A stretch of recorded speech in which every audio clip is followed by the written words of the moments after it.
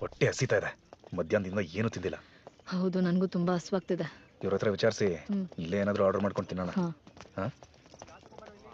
ಬಾಯ್. ನಾವು police, ನೆನ್ಪಿದ್ಯಾ? Robert ಬಗ್ಗೆ ವಿಚಾರಿಸಕ್ಕೆ ಬಂದಿದ್ದೀವಿ. ಮತ್ತೆ ಬಂದ್ರಾ? ನನಗೆ ಗೊತ್ತಿರೋದೆಲ್ಲ ಅವತ್ತೇ ಹೇಳಿದ್ನಲ್ಲ ಸರ್. ಪರವಾಗಿಲ್ಲ, ಹೋದ ಸಲ ವಿಚಾರಣೆ ಮಾಡಕ್ಕೆ ಬಂದಾಗ ಏನಾದರೂ ಹೇಳೋದು ಮರ್ತಿರ್ಬೋದಲ್ಲ. ಈ ಸಲ ಕೇಳಿದ್ರೆ ನೆನಪಾಗ್ಬೋದಲ್ಲ. ಹೇಳಿ. ರಾಬರ್ಟ್ ಇಲ್ಲಿಗೆ ಯಾವಾಗೆಲ್ಲ ಊಟ ಮಾಡಕ್ಕೆ ಬರ್ತಾ ಇದ್ರು? ಯಾವಾಗಲೂ ಬರ್ತಿದ್ರು. ಬೆಳಿಗ್ಗೆ ಸ್ವಲ್ಪ ಲೇಟ್ ಅಂದರೆ 10-10:30 ಬರ್ತಾ ಇದ್ರು.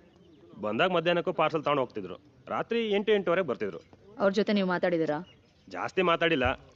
ಬಂದಾಗ ನಮಸ್ಕಾರ ಮಾಡ್ತಿದ್ದೆ, ತಲೆ ಆಡಿಸ್ತಿದ್ರು, ಮೆನು ಬಗ್ಗೆ ಕೇಳ್ತಿದ್ರು, ಅಷ್ಟೇ. ಮತ್ತೆ ಹುಡುಗರೆಲ್ಲ ಚೆನ್ನಾಗಿ ಟಿಪ್ಸ್ ಕೊಡ್ತಾ ಇದ್ರು ಅಂತ ಅವರೆಲ್ಲ ಚೆನ್ನಾಗಿ ನೋಡ್ಕೊತಾ ಇದ್ರು. ಅವ್ರು ತೀರ್ಕೊಂಡಿದ್ದ ದಿನ ಇಲ್ಲಿಗೆ ಬಂದಿದ್ರಾ? I mean October 5ಗೆ. ಅವತ್ತು ಅವ್ರು ಇಲ್ಲಿ ಬರಲಿಲ್ಲ.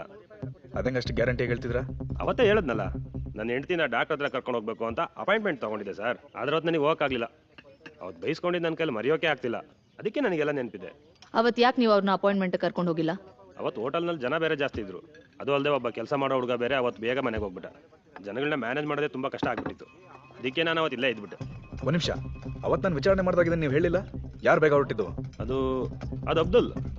ಅಯ್ಯನಾರ್ ಸರ್, ಆ ಗ್ರೇ ಟಿ ಶರ್ಟ್ ಹಾಕೊಂಡಿರೋ ಹುಡುಗನ್ ಕರ್ಕೊಂಬನ್ನಿ.